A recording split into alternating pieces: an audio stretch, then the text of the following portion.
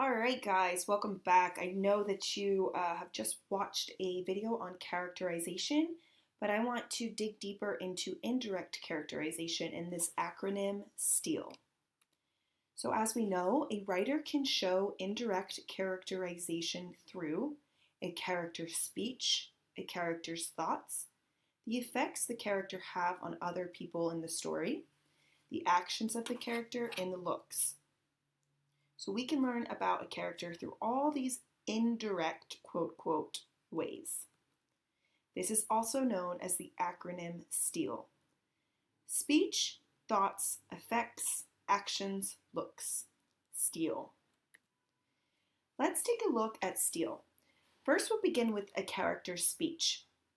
Character's speech is important because the exact words of a speaker and the way these words are spoken reveal a lot about the character's personality.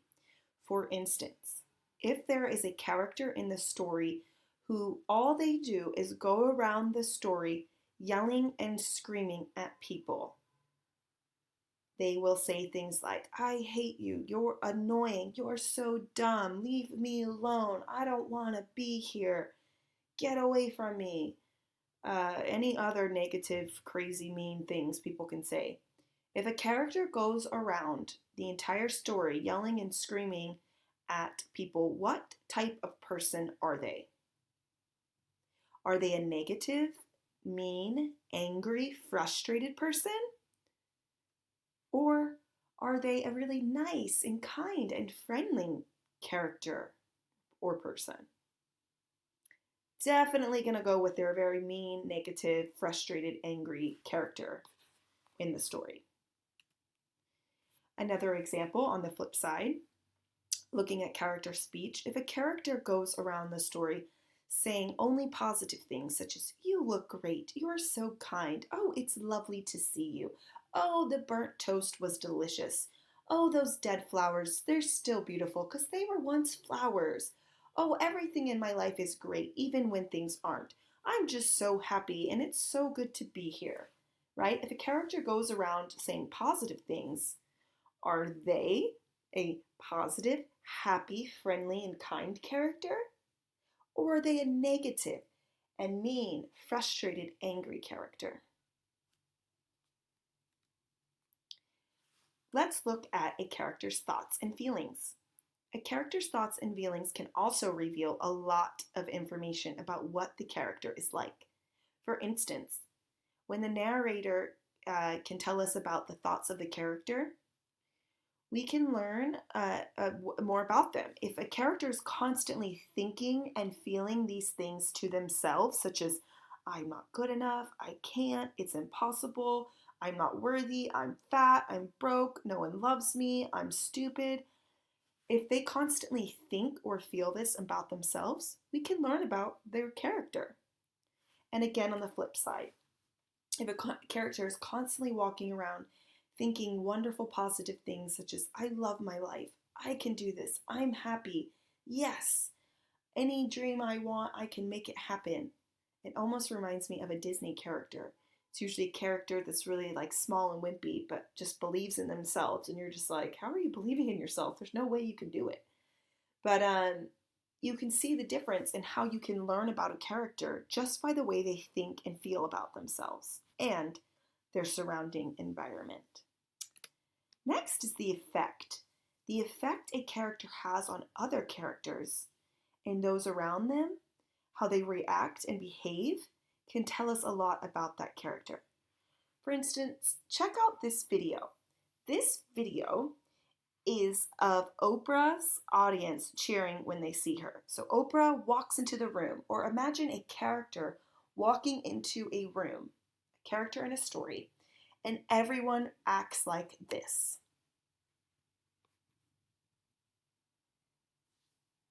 So in this video, everyone's cheering. They're so excited. This person just walked into the room and they're crying. They're so happy. They just are overjoyed at the sight of this person. Oh my gosh, oh my gosh. They are just ecstatic when this person walks in the room. Well, this character obviously has an effect on other people.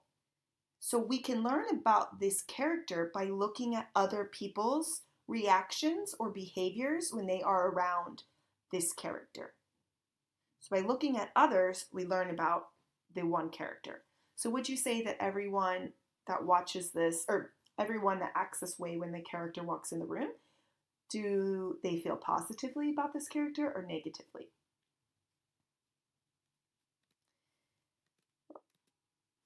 Next is the actions of a character reveal a lot about their personality.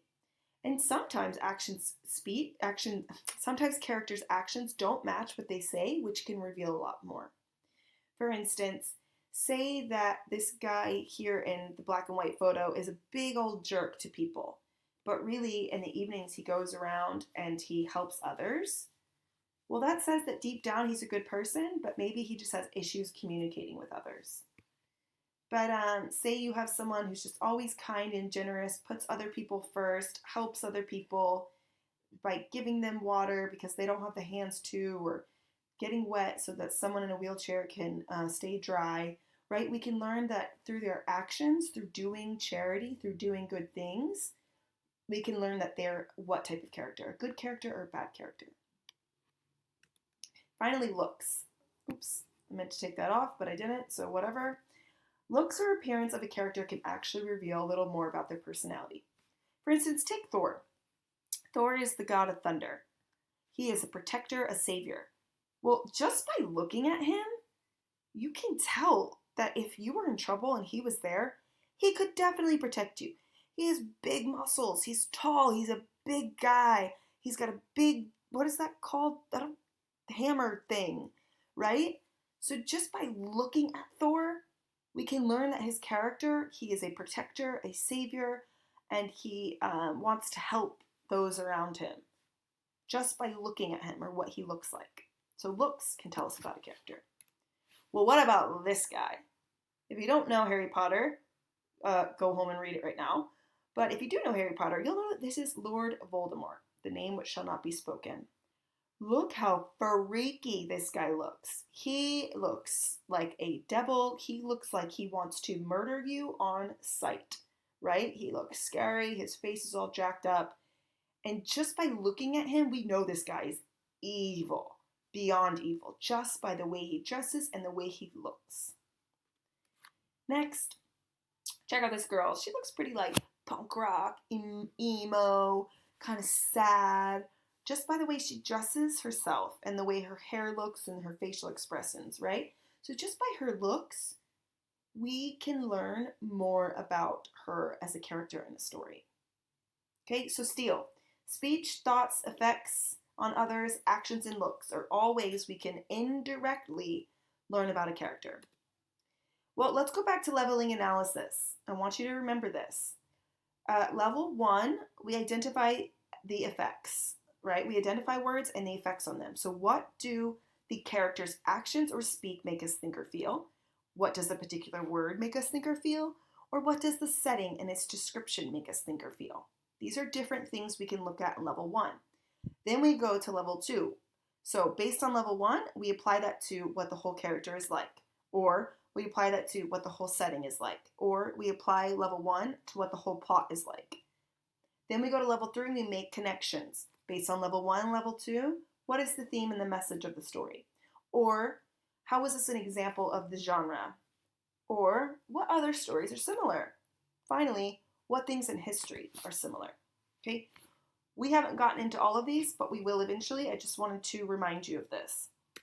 However, we are specifically looking at and identifying the effects of characters on theme. So what do the characters' speech, thoughts, actions, or looks make the reader think or feel?